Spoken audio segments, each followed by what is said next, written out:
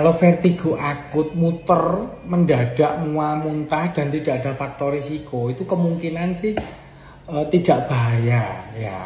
Kemungkinan hanya penyebabnya dari vertigo perifer karena gangguan sistem vestibuler atau rumah siput di dalam telinga kita yang terkait dengan keseimbangan ya. Kan keseimbangan itu antara mata dan telinga ya. Nah, penyebabnya bisa beberapa hal. Misalnya karena ada peradangan, karena aktivasi virus lagi. Kan ada kadang-kadang orang pernah cacar air, terus kemudian kena herpes kayak gitu. Itu kadang-kadang pada saat sistem kekebalan tubuhnya turun bisa timbul peradangan ulang, tapi di dalam saraf telinga kita tersebut. Ya, tapi umumnya ringan ya. Tadi yang saya bilang kalau serius itu kalau ada faktor risiko. Karena kalau ada faktor risiko berarti kita harus mempertimbangkan itu vertigo pinggir, vertigo perifer, atau vertigo sentral, pusat. Kalau pusat itu kan dari otak artinya. Kalau dari otak itu ya bisa akibat penyumbatan, akibat misalnya ada tumor, tapi kan langka sekali. Nah, umumnya faktor risiko yang saya sebutkan ya, diabetes, hipertensi, obesitas, perokok berat, misalnya seperti itu, kan kamu nggak ada. Dan gejala yang kamu alami dari tadi pagi, tentunya kalau ada kaitannya dengan vertigo sentral itu, pasti ada keluhan yang terkait dengan otak. Misalnya ada sumbatan, misalnya, otomatis kamu akan lemah separuh badanmu, kesulitan menahan, terus kemudian kesulitan mengucapkan kata-kata. Ya kayak orang gejala stroke ringan, lah kamu nggak ada. Jadi kalau gejala muternya sih susah dibedakan.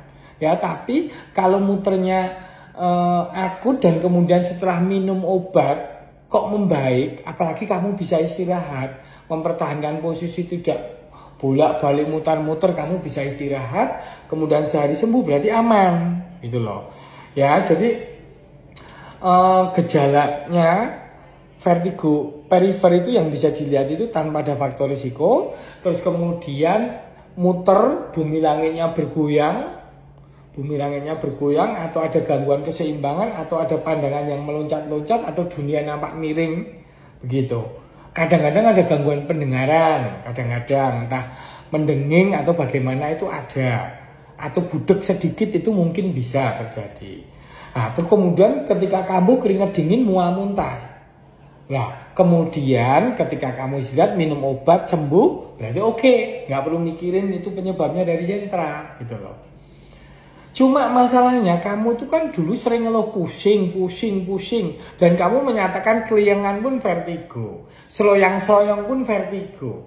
Nah, itu yang tidak tepat. Vertigo itu selalu ada gangguan yang terkait dengan dunia yang berputar, atau gangguan yang terkait posisi badan kita miring sedikit, dunia tampak tidak seimbang, seperti itu. Jadi bukan kok lanjung, liar, terus agak gemeter, beda.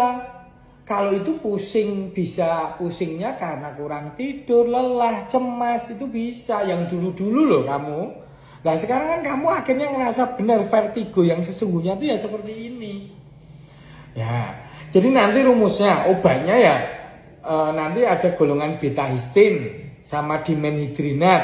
Dimenhidrinat itu kayak antimo, tetap saya kasih. Memang dua obat ini efeknya kantuk ya. Beta histin itu golongan antihistamin, dimenhidrinat juga antihistamin ya. Tapi ini bisa mengurangi sensasi yang berputar tadi. Ini pun dua ini kalau nggak sembuh, saya akan tambahin flunarisin, obat migrain ya, obat migrain ya.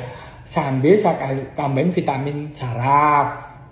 Ya, karena kalau vertigo itu bisa jadi karena peradangan pada saraf vestibuler tadi.